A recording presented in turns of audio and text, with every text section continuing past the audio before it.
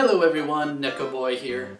As I was moving into a new place, Scott the Woz came out with a video regarding video game collecting and I resonated with it. Yeah, I may consider those who throw away the cases and keep the discs in a binder to be Stalin 2.0, but that's how they want to do it. They don't affect me in any way at all. However, I wanted to elaborate on the topic and discuss collecting in general and the burden behind it.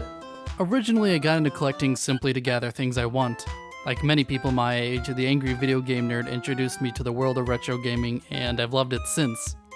I think he's half the reason it became so popular. Talk about a trendsetter. Later on, I came to see collecting as a means of preserving the past and physical media. I remember in middle school selling my Nintendo 64 to buy a Wii. And once I got into retro gaming, I regretted that decision. Thankfully, I have one again. At first, I collected the bare basics.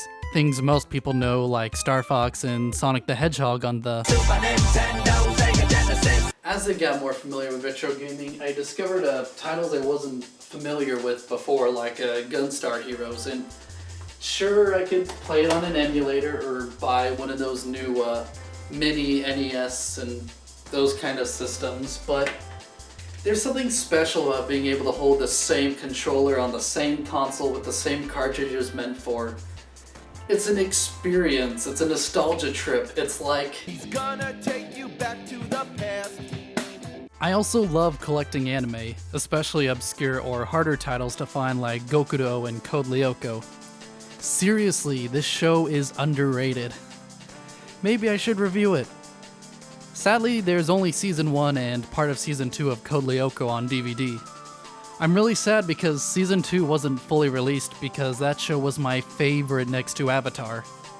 When it comes to shows, the concept of preservation is especially important because if they're hard to find physically and the owner isn't streaming it on a service, my only option is pirating. These sites often get taken down for copyright or other issues, which makes it even harder to watch. A prime example of this is Captain Mikey. Only a couple DVDs were released and it's nowhere on streaming services. Due to this and the shifting ownership of intellectual property, preserving my favorite shows became very important to me. Nowadays, we also have Funimation and Crunchyroll censoring and butchering anime, making it even harder to access the original material. Thankfully, many in the anime community brought light to this problem and are fighting back by supporting the original manga and boycotting these companies via pirating. That's what I did with Ishizoku Reviewers. Let's move on to half the reason I'm making this video, the burden of collecting. You think moving's hard? Well, imagine when you have 4 times the games, DVDs, and figures of the average person. Let's not forget cosplay, oh dear.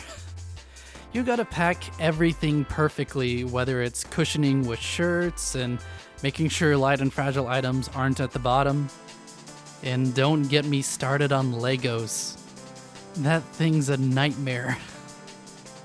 It's the main reason I stopped buying Lego. Well, that and the amount of space they take up.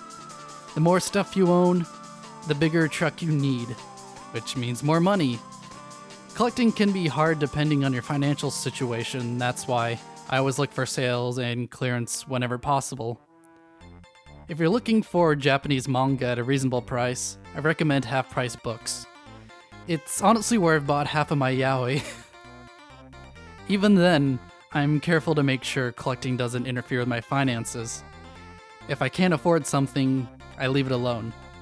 Collecting can also interfere with other hobbies. I'm a music producer and sometimes must prioritize equipment, both financially and spatially. Another problem is freaking out about the condition of your items, because it's about preservation. I get upset when something's scratched or ripped. That's what happened when my Thundercats box set fell off the shelf. I was pissed. I look at the rooms of YouTubers like The Angry Nerd and Scott the Woz and think to myself, I never want to become that. While I do admire their dedication and the collection itself, that's a burden I'm not willing to take. I'd rather preserve the things closest to me and let others handle the rest. Plus, there's no way my boyfriend would let me go that far. Well, that's all I have for today. I hope you subscribe and stick around for future content.